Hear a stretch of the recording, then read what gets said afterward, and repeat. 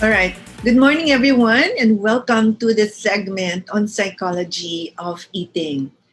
Most of the questions I get related to this would be something like this: how do thoughts, feelings, and relationships affect eating? Well, a lot. First of all, a study shows that when shoppers are hungry, their shopping behavior are very different. Okay, so people who shop in a supermarket when hungry don't buy more food, but they tend to buy more high calorie products. Okay, so Weight Watchers should have a snack before shopping or going after lunch. Therefore, it's not a good idea really when you're in a hurry and you're hungry and you would say to yourself, oh, let me just get a few more items in the grocery so I can eat well. Let's do it reverse. Okay, you eat first, then you do your shopping after lunch or after you had your snack or meal. So it's also a good idea to make a specific list of grocery items, stick to it, because a lot of times our moods dictate what we shop for. All right. There's also such a thing as comfort eating, and the study that established this really talked about fans watching a game that where their idols lost. Okay, and so they found out that when a sports team loses, their fans eat more junk food the next day. Okay, so the effect is found to be greater in areas with the most committed fans. So the more die-hard the fans, the more intense the results are. So when opponents are equally matched and defeats are narrow, yung kamuntik-muntikan ng nanalo, yan ang mas intense yung feelings. So it is good to focus more on the ranking and discussing the core values of the team and how they did well than emphasizing how they lost, nakakahinayang, etc. Because if you are drinking and eating, there will be a higher consumption of fat, okay? And this is very contradictory to the winners' behaviors. Those who actually celebrate, all right, consume less fat. Okay, so that's a very important finding there. All right, it's also possible to think yourself full. All right, and research shows that it's also possible to trick people into feeling less hungry because this sensation of hunger went with how much people thought they had consumed. So if they thought they consumed a lot, they would likely report to feel less hungry than if they thought they didn't have enough, and therefore they will report higher incidence of hunger. So, food that have labels like light, less fat, and diet ingredients could actually be counterproductive because they make us think that we are less satisfied or did not eat enough. So, we are rationalizing to eat more because we didn't eat enough anyway, or we didn't consume much anyway. All right? Now, research also shows that sleep deprivation affects our eating behavior because sleep loss is stressful. Okay, so late bedtimes allow more waking time for eating, and late night snacks tend to be more fattening. So, whatever it is that you eat, whether it's exactly the same item that you eat for lunch and midnight snack, the effect is that it is more fattening when you eat it at night. Okay, so timing is very important. And they established that the decreased activity in cortical evaluation regions of the brain, the frontal cortex, specifically where the thinking, logical thinking, and rational thinking happens, together with that increased amygdala activity, prompts our desire for high calorie fattening foods at this time of the day, especially when we are sleep deprived. Okay, it is also possible to prime indulgence. Now, let's look at these two pictures at the right of the screen. And these were actually used in an experiment. And they found out that seeing overweight people can lead us to eat more because some people post pictures of fat people on the refrigerator so that they will avoid looking like that. Some people would post the picture of their celebrity with their ideal weight, which is their target look or target shape. And they found out that those who put the pictures of fat people to avoid them actually lead them to eat more. So they found out also that those who saw the larger model took more sweets than those who saw thinner images. Okay, so there was a significant difference there. And this is known as the anchoring or reassurance effect, that what you look at, what model you actually look up to anchors you on the behavior or the perceived behavior of that person. So it like when you have a fat picture, it's like you're anchoring and said, well, I'm not as big as that person, so maybe I can still eat more. Okay. There's also such a thing as social facilitation of eating among friends and strangers. Okay. Wow. This study found out that meals eaten with other people are larger than meals eaten alone. Okay, kaya nga sabi nila sometimes when you get married, you gain weight because you tend to consume more with your partner than when you were single. Okay, and the study established that those who ate in pairs and groups of four ate more than those who ate alone, suggesting that the mere presence of others is more important in enhancing intake than the specific number of people present. Okay, so the more you enjoy the company of your friends, the more that you will tend to eat. So those with friends ate more dessert than subjects who were with strangers, indicating that the relationship of dining companions is an important factor contributing to social facilitation. So the more that we enjoy each other's, and besides, if you notice when you're having reunion with your friends, you really tend to even over order. Okay, you order a lot, and because you don't want to waste the food, you end up eating a lot. And because you are talking for long periods of time, you end up finishing what's on what's on the plates, and consuming much more because you're enjoying each other's company. Okay, there's also what we call the obesity contagion. What is this? Okay, it's like a viral. Okay, and this is very familiar to us because we're here in this time of COVID. And they found out through social network analysis that indicates that obesity spreads like a virus. Friends have similar body build, meaning to say when you move around people who have similar eating patterns, you tend to gravitate towards them. And the more you gravitate towards them, the more those behaviors are entrenched.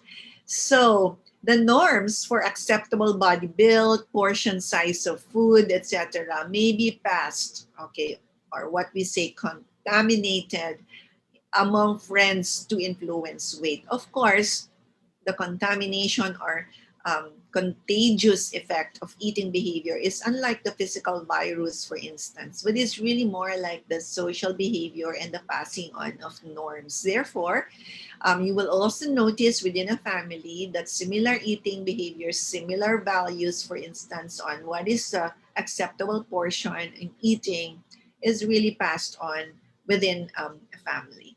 Okay? Of course, what is most familiar to many is what we call the emotional eating. And as a psychologist, I always get this question from my students or even from my clients, that is there such a thing as emotional eating? And if there is such a thing, what is this all about? First of all, emotional eating is eating as a way to suppress or soothe negative emotions such as stress, anger, fear, boredom, sadness, and loneliness. Kaya nga siya tinawag na emotional eating. So, major life events, or more commonly, the hassles of daily life, even let's say driving through traffic, can trigger negative emotions that lead to emotional eating and disrupt your weight loss efforts. So we can see here that emotions really have a very powerful effect on our overall behavior and on our eating behavior in particular. Now, how do we know if we are truly hungry or emotionally hungry? Okay, so if we will look at this table in front of us, we will see the difference. So emotional hunger is sudden and instantaneous. Out of nowhere, you suddenly feel hungry. While physical hunger doesn't happen instantaneously. It usually builds up over time. You kind of feel it in the beginning, but you could ignore it. And eventually, when your stomach grumbles and there's really a sensation of emptiness in the stomach, that's real.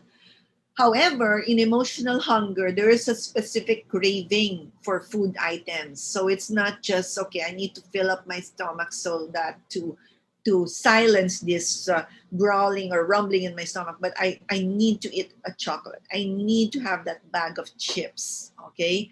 And the physical hunger, of course, is time bound also, usually occurs several hours after the last meal. However, emotional hunger does not have that same effect. No, it's independent of time. You can actually feel hungry right after your last meal, or you ate already a full meal, but you still feel hungry and you still have to reach out, let's say, for that glass of wine, those chocolate bars or chips or whatever. Okay.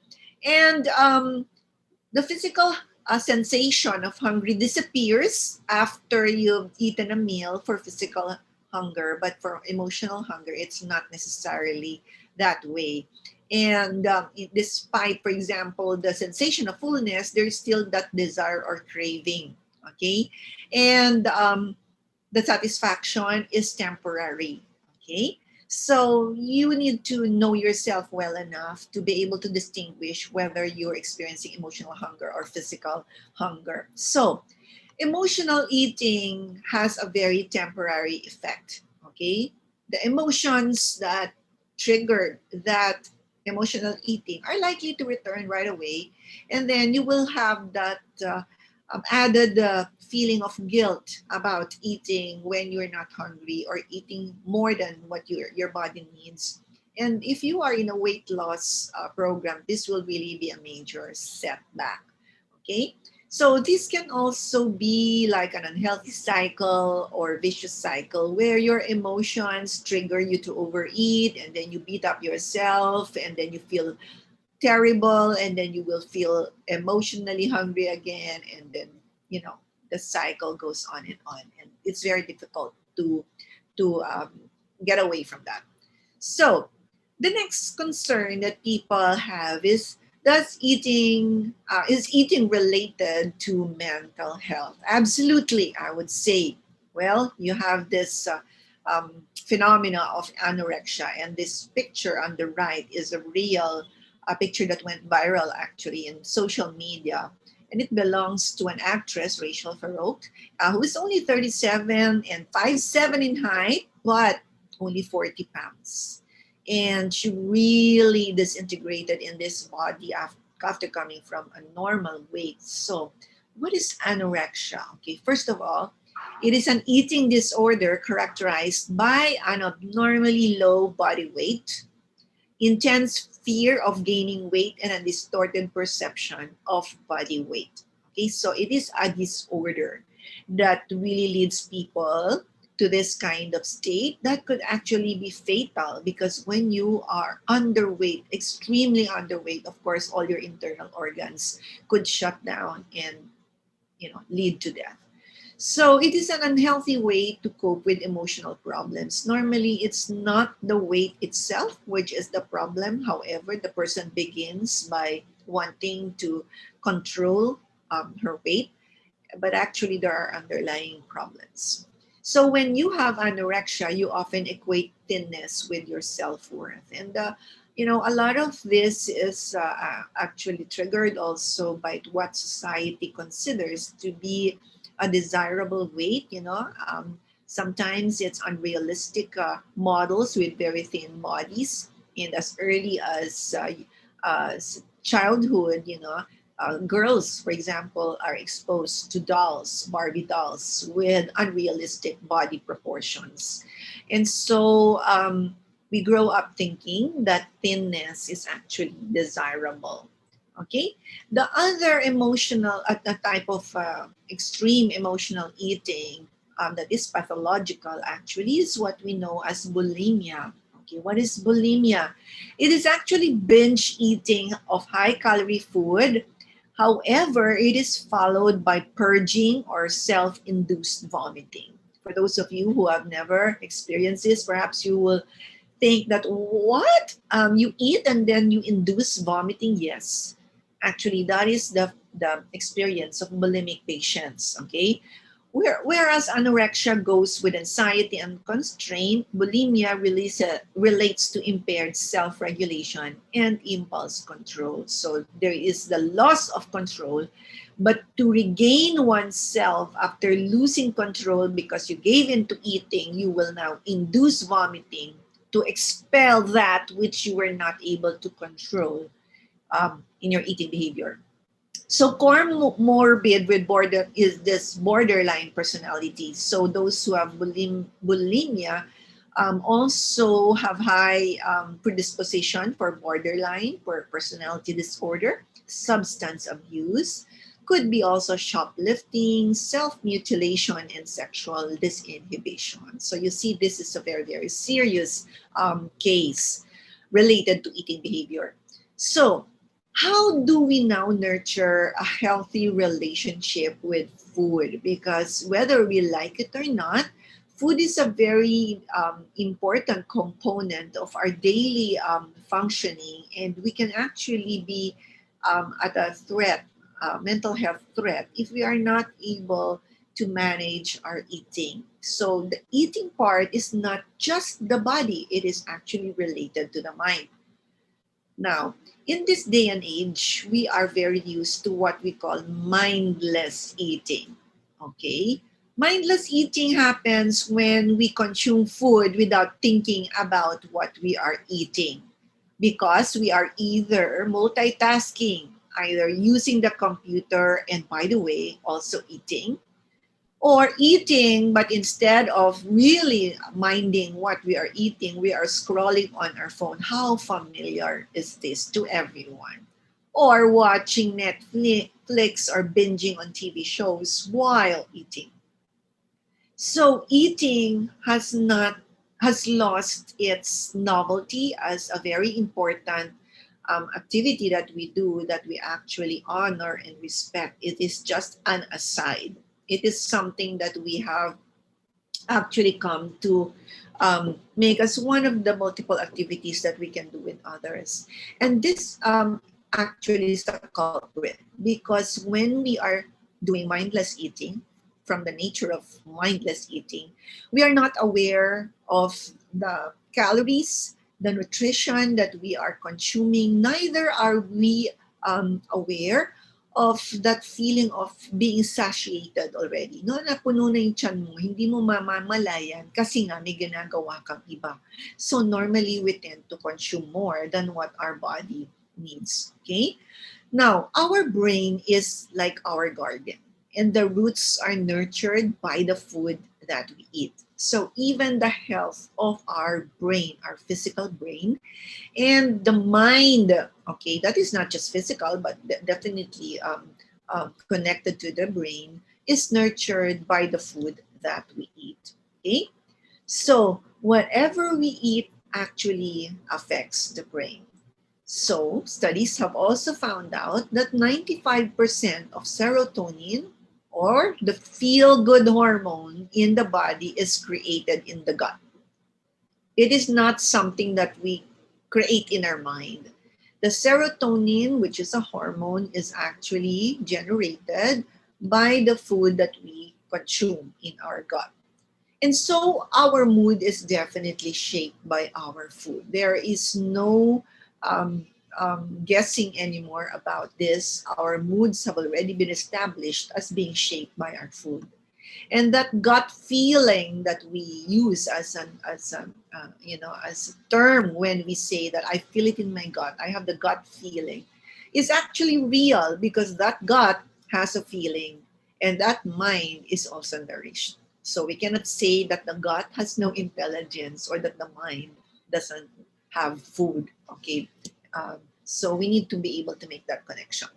So when we talk about best foods for our brain, we need to also be mindful that specific foods are actually good for the functioning of our brain and the health of our minds. Okay, so whole foods, for instance, nuts, vegetables, and fruits, high fiber fruits and vegetables and seeds are actually very good for our brain. Okay, so they are the fuel of our brain. So if you would like to treat your brain to good food, then you will be mindful about feeding what it needs.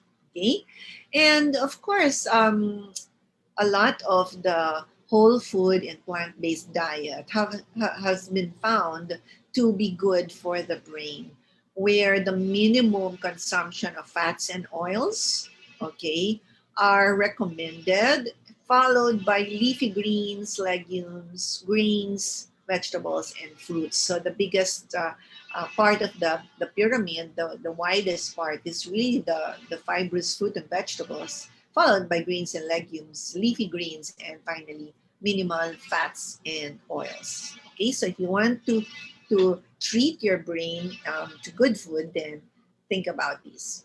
All right. They also found out through studies that there are foods that actually fight stress. Okay, and as you will see in the pictures, these are very colorful foods. So one of the what they call this, the reminders is the more colorful and the closer the color is to its natural form, the better it is actually for our brains. So the suggestion and the recommendation is to increase the intake of whole grains, legumes, green vegetables, fruits, and nuts, and olive oil if you have to consume oil or fat, and decrease our intake of sugary drinks and food, caffeine, high-fat dairy products, and even red meat. Okay, so okay, there is a way to feed our brains right. And later on, Eileen will be talking about mindful eating, but just let me go through this in passing that instead of making or eating one of the multitasks that we do 3, 4, or 5 times a day, let us stop and pause and really mind what we eat. How do we do this? First of all, let us slow down. Okay? Let us avoid hurrying and making eating part of the task that we can do in a snap of a finger. Okay, let us sit down at a real table, not just on the counter or while walking. I used to do this when I was a student. I would walk with my sandwich from one building to another, and then by the time I reach the other building, I'm done with my lunch. Okay, so finding your place on the table, slowing down, making sure that you cook, if you can cook your own meals and eat it with a good mood, okay, while you are deliberately feeling and tasting your food, okay, the texture and smelling it and tasting it. And that if you, for example, can put even a soft or relaxing music in the background, that's even better. And of course, drinking water and then eating your favorite food last instead of the beginning, and being mindful of your own body and health. Okay, so mindful eating means being totally present when you're eating your food and attending to the nuances, the characteristics, the features of the food, and allowing all your sensations to actually be involved as you eat. Okay, and multitasking is not equivalent to any form of mindful eating. Okay, so eating well is a form of self-care. Okay, so if we consider that everything that we consume, that everything that we ingest through our mouths and drink is actually part of self care, then we will be more mindful, we will be more deliberate, we will be more intentional in eating the food that is good for our brains, for our body, and for our whole body mind. Okay. So I'd also like to call attention that what we mentioned a while ago as a whole food plant-based diet has actually health benefits that go beyond what is good for the mind. And I think we are very familiar with this, all of which are good for the body that houses the brain. Okay, there is no other place where the brain will be will live or be located except in the bodies that we have. So we better take care of the body that we have, the only one that we have in this lifetime, and make sure that we eat food that will ensure that it is healthy. Okay, so before I finish this session, I'd like us all to um, remember that we need to eat well, to live well, so that we can be well in body, mind, and spirit. Okay, so thank you.